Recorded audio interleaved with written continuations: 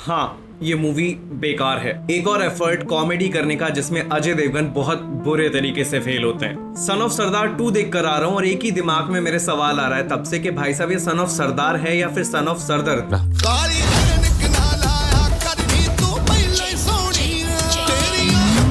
एक ऐसा सीक्वल, एक ऐसा किसी मूवी का सेकंड पार्ट जिसको किसी ने कभी डिमांड ही नहीं किया, लेकिन फिर भी वो तुम्हारी प्लेट में जबरदस्ती सर्व कर दिया गया।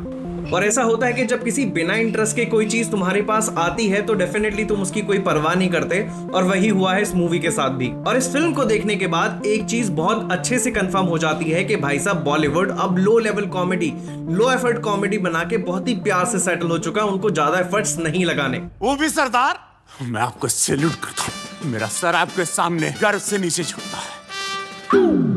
मैं थोड़ी बहुत उम्मीद लेकर गया था अजय देवगन से, लेकिन एट द एंड उन्होंने भी प्रूव कर दिया कि भाई साहब जो कॉमेडी है अब उनके बस की बात नहीं है। And I don't know, personally मुझे अब लगता है कि जैसे जैसे अजय अब एज में बड़े हो रहे हैं, उनके ऊपर जो कॉमेडी वाले रोल हैं वो सूट नहीं होते।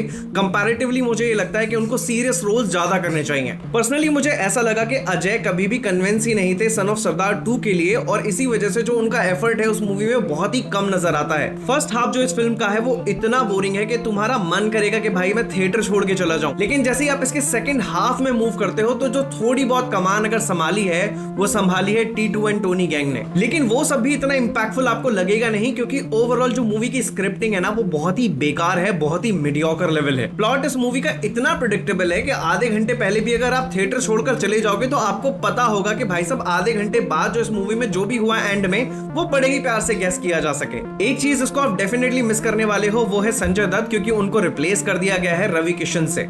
इसमें कोई डाउट नहीं है कि रवि किशन बहुत ही टैलेंटेड एक्टर है, लेकिन कहीं ना कहीं मुझे इस मूवी में फिट होते हुए नजर नहीं आए सही तरीके से। अगर मैं मृणाल ठाकुर की अगर बात करूं तो उनका जो रोल है यार वो थोड़ा सा मुझे अच्छा लगा। उनकी एक्टिंग से मैं हमेशा की तरह इंप्रेस भी हुआ, and she is very very cute in this entire movie, except none of the character that you wanted to even remember. Film में ना ही कोई प्रॉपर स्टोरी है, ना ही इसका म्यूजिक अच्छा है, और ना ही इसकी टाइमिंग ऑफ कॉमेडी है जो कि आपको इंप्रेस कर पाए या बहुत ज्यादा लाफ्टर दे पाए। हो सकता है कि एक दो डायलॉग्स आपको थोड़े से फनी लग जाएं, लेकिन उसके बाद इस मूवी में कुछ भी नहीं बचता। तो अगर कोई मुझे अगर इस मूवी को रेट करने के लिए बोले ओवरऑल, तो मैं इसको 1 या 1.5 स्टार से तो ज्यादा नहीं देने वाला हूं, क्योंकि ये मूवी बहुत ही बेकार है। देखो, मैं तो नहीं कहूंगा, तुमको रिकमेंड करूंगा कि जाके तुम इसे थिएटर में देखो, और गलती से अगर ये OTT पे आ जाए तो भाई साहब अपने रिमोट को टाइटली पकड़ लेना, कहीं गलती से प्ले ना हो जाए और इस घटिया मूवी को तुम देख लो। So that's it for today. पैसे बचाओ, घर रहो and enjoy the movie box.